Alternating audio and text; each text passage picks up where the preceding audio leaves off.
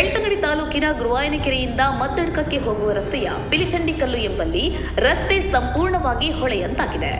ಚರಂಡಿಯಲ್ಲಿ ಹರಿಬೇಕಾದ ಮಳೆ ನೀರು ನೇರವಾಗಿ ರಸ್ತೆ ಮೂಲಕನೇ ಹರಿತಾ ಇದೆ. ವಾಹನಗಳು ರಸ್ತೆಯಲ್ಲಿ ಹೋಗ್ತಾ ಇದೆಯಾ ಇಲ್ಲ ನದಿಯಲ್ಲಿ ಹೋಗ್ತಾ ಇದೆಯಾ ತಿಳಿತಾ ಇಲ್ಲ. ಈ ರಾಷ್ಟ್ರೀಯ ಹೆದ್ದಾರಿ ಕಾಮಗಾರಿ ಎಷ್ಟೊಂದು ಅವ್ಯವಸ್ಥಿತವಾಗಿದೆ ಅನ್ನೋದಕ್ಕೆ ಇದೊಂದು ದೊಡ್ಡ ಸಾಕ್ಷಿ ಅಂತಾನೆ ಹೇಳಬಹುದು. ಈ ನೀರಿನಲ್ಲಿ ಸಂಚರಿಸೋಕೆ ವಾಹನ ಸವಾರರು ಪರದಾಡುವಂತಹ ಸ್ಥಿತಿ ನಿರ್ಮಾಣವಾಗಿದೆ. ಎಷ್ಟರ ಮಟ್ಟಿಗೆ ರಸ್ತೆಯಲ್ಲಿ ನೀರು ಹರಿತಾ ಇದೆ ಅನ್ನೋದನ್ನ ನಾವಿಲ್ಲಿ ನೋಡಬಹುದು. ನಿಜವಾಗ್ಲೂ ಇದು ನದಿ ತರಾನೇ ಕಾಣ್ತಾ ಇದೆ.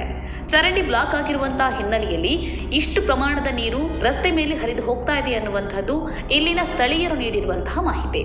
ಇನ್ನು ಈ ರಸ್ತೆಯಲ್ಲಿ ಎಷ್ಟು ಹೊಂಡ ಇದೆ ಒಂದು ಕಾಣ್ತಾ ಇಲ್ಲ. ಒಂದೆಡೆ ಧಾರಾಕಾರ ಮಳೆ, ಮೊದಲೇ ಮಳೆಗೆ ವಾಹನ ಸಂಚಾರ ಕಷ್ಟ. ಈ ಮಧ್ಯೆ ಈ ಅವ್ಯವಸ್ಥಿತ ರಾಷ್ಟ್ರೀಯ ಹೆದ್ದಾರಿ ಕಾಮಗಾರಿಯ ತಾಪತ್ರೆ. ಜನ ಅಂತೂ ರೋಸಿ ಹೋಗಿದ್ದಾರೆ.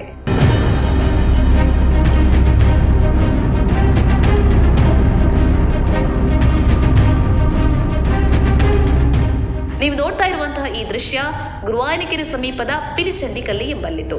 ಆ ರಸ್ತೆಯಲ್ಲಿ ಪಾದಚಾರಿಗಳು ಕೂಡ ಭಯಪಟ್ಟು ನಡ್ಕೊಂಡು ಹೋಗ್ತಾ ಇದ್ದಾರೆ. ಇಷ್ಟು ಪ್ರಮಾಣದಲ್ಲಿ ನೀರು ರಸ್ತೆ ಮೇಲೆ ಹರಿದು ವಾಹನಕ್ಕೆ ತೊಂದರೆಯಾದ್ರೆ ಯಾರು ಹೊಣೆ?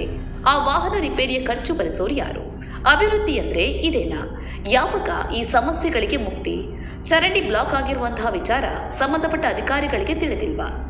ಇನ್ನಷ್ಟು ತೊಂದರೆಗಳು ಇಲ್ಲಿ ಸೃಷ್ಟಿಯಾಗುವ ಮುಂಚೆ ಸಂಬಂಧಪಟ್ಟ ಅಧಿಕಾರಿಗಳು ಈ ಸ್ಥಳಕ್ಕೆ ಧಾವಿಸಿ ಚರಂಡಿಯಲ್ಲಿ ಹರಿಬೇಕಾದ ನೀರು ರಸ್ತೆಯಲ್ಲಿ ಹರಿಯದಂತೆ ಕ್ರಮ ವಹಿಸಬೇಕಿದೆ.